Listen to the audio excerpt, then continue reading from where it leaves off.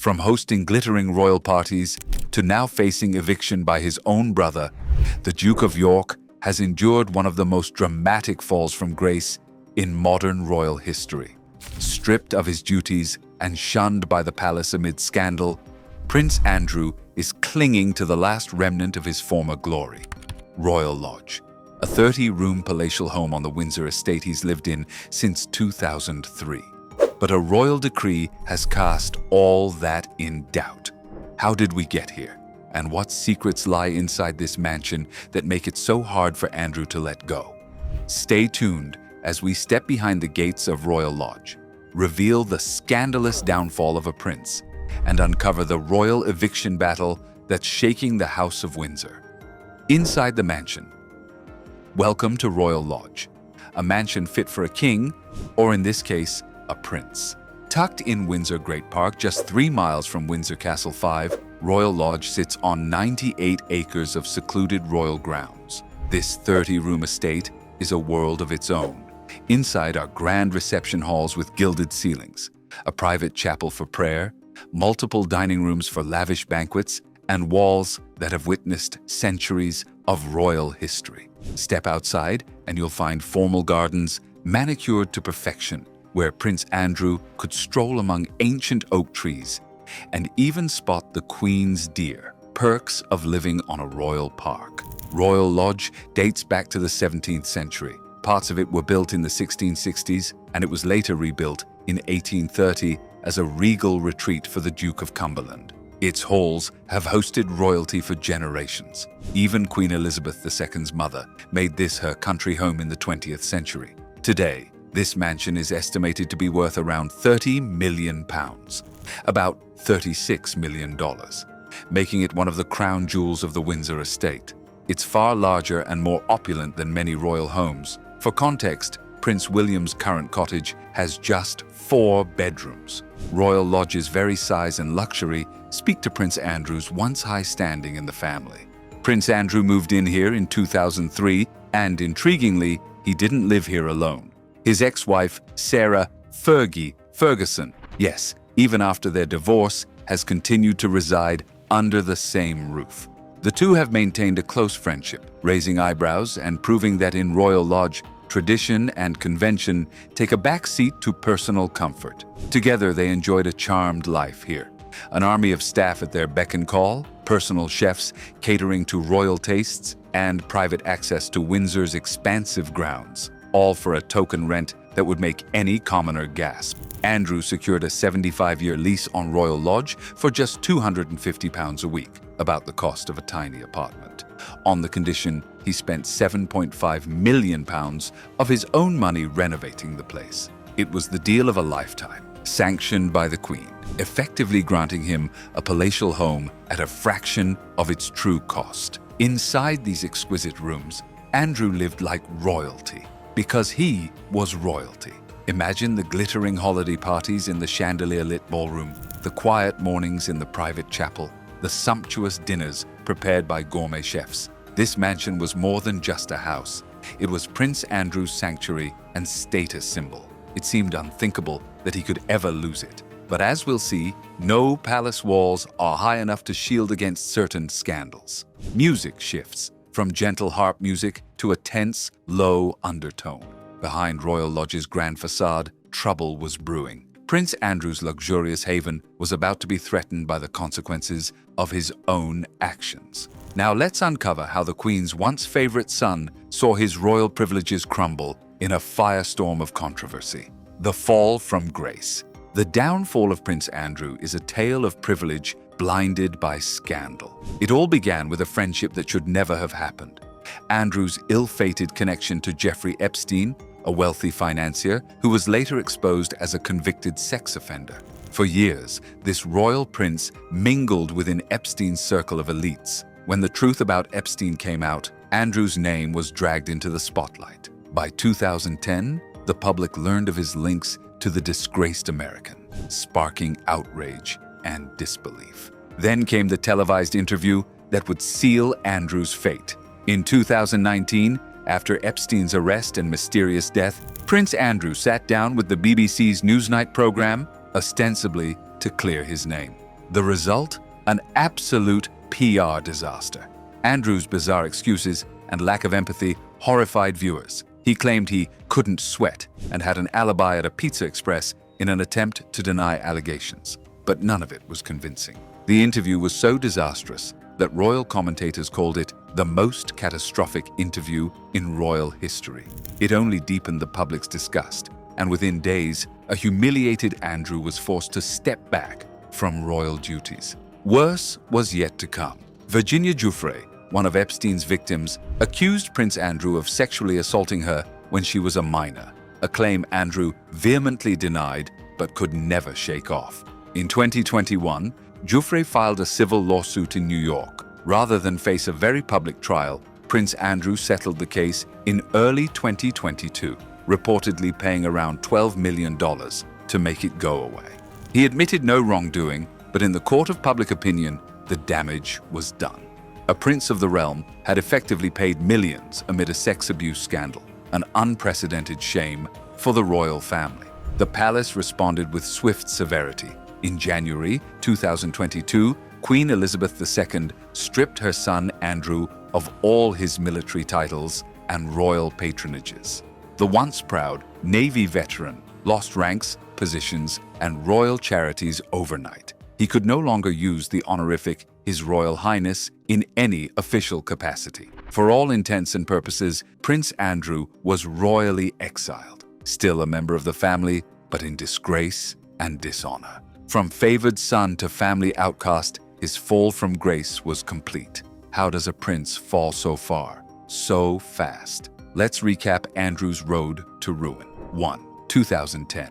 Prince Andrew's friendship with the now convicted pedophile Jeffrey Epstein becomes public, sparking the first calls for accountability. 2. 2019. A disastrous BBC Newsnight interview intended to clear his name backfires spectacularly, intensifying public outrage and ridicule. 3. 2022. Andrew pays an estimated £10 million, $12 million, to settle a sexual assault lawsuit with accuser Virginia Giuffre, avoiding a trial but forever tainting his reputation. 4. 2022. The late Queen Elizabeth II strips Andrew of all royal roles, titles, and patronages as the monarchy distances itself from the scandal. 5. 2023. Now, under King Charles III, Andrew's annual royal allowance, a reported £249,000, is completely cut off, leaving him without the financial lifeline he'd long relied on. By 2023, Prince Andrew was a man adrift, royally unemployed, financially curtailed, and publicly disgraced. Yet through it all, Royal Lodge remained his refuge. It was the one constant in his life, a palatial bubble where he could shut out the outside world. But that too was about to change. King Charles had a plan, one that would force Andrew out of the shadows of scandal and out of his beloved mansion, the eviction battle. Enough was enough. In 2025, reports emerged that King Charles III had decided to evict his wayward brother from Royal Lodge. It was a bombshell decree. After all, Andrew had a long lease, but the new king was intent on streamlining the monarchy and reallocating its grand residences. According to royal insiders, Charles wanted Royal Lodge for more deserving royals and official duties. Rumors even swirled that Prince William and Princess Kate, the Prince and Princess of Wales, might move into Royal Lodge next. The irony wasn't lost on anyone. The future king living in the former home of the disgraced prince, a literal changing of the guard. Imagine the contrast. William and Kate currently squeeze into Adelaide Cottage, a relatively modest four-bedroom home valued around $4 million, while Uncle Andrew luxuriates in a 30-room mansion. It's easy to see why King Charles felt Royal Lodge should serve the hard-working heirs to the throne, not a retired prince mired in scandal. And so the order went out. Andrew must go. Royal Lodge would no longer be his personal fiefdom. But Prince Andrew was not about to go quietly. When told to vacate, he refused point blank. The Duke of York allegedly cited his 75-year lease, insisting it's legally binding until 2078 and that no one can force him out before then. In his view, Royal Lodge is his home, and he wasn't giving it up without a fight. What we have now is a royal standoff, A king determined to boot his brother out, and a disgraced prince clinging to his last treasure with white knuckles. King Charles isn't just relying on letters and royal edicts. He's turned off the taps to smoke Andrew out. He's already cut Andrew's £250,000 a year security detail, leaving his brother to fund his own bodyguards if he can. And remember, that royal allowance Andrew used to get, that was yanked away in 2023. With no official duties, no income from the crown, and mounting legal bills, Andrew's finances are dwindling. Keeping up a 30-room mansion isn't cheap. Royal Lodge reportedly costs about £400,000, $500,000 a year in upkeep alone. Without royal support, how long can he even afford to maintain the property? The pressure is on from every angle. News of the eviction battle has set off a media firestorm. Many in the public are openly cheering King Charles's decision. After all, why should taxpayers indirectly support the lavish lifestyle of a disgraced prince? Headlines blasted Andrew as the squatter duke, and commentators noted that even Prince Harry, Andrew's nephew, who stepped back from royal life, wasn't spared. Harry and Meghan were evicted from Frogmore Cottage in early 2023. If the king could kick out his own son, he certainly isn't going to let his scandal-tainted brother off easy. The message is clear. In this new reign, no one is above reproach, not even a queen's son. Still, the question remains, what now? As of today, Andrew remains holed up inside Royal Lodge, stubbornly refusing to budge. The Crown's lawyers may be poring over fine print, but Andrew could drag this out legally, turning Royal Lodge into the stage for a very public royal showdown. It's a remarkable situation, a king effectively suing his brother to evict him, and it has left the monarchy facing an awkward dilemma.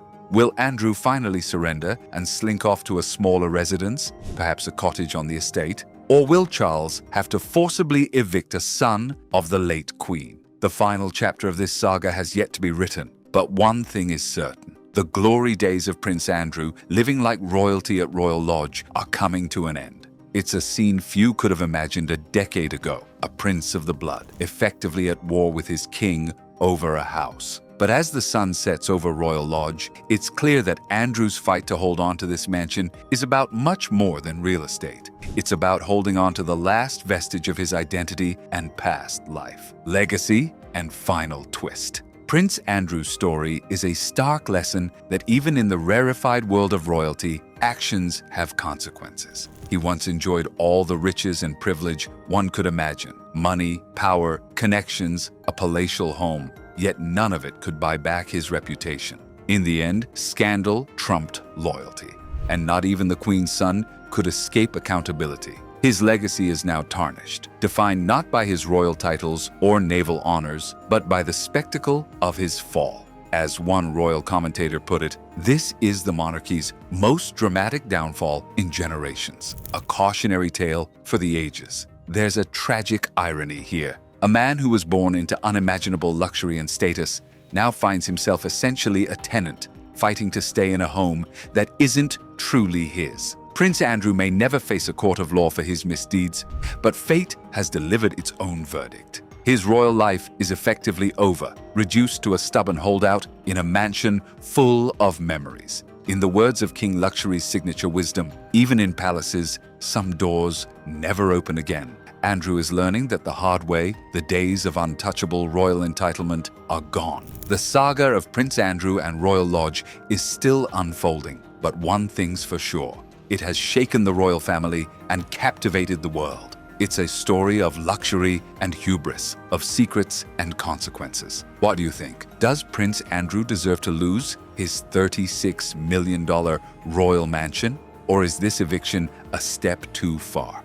Let us know in the comments. In the end, no amount of wealth or royalty can shield you from the consequences of your actions. Prince Andrew's fall from grace proves that sometimes the biggest price a prince can pay isn't in dollars or pounds, it's in pride. And at Royal Lodge, that price has come due.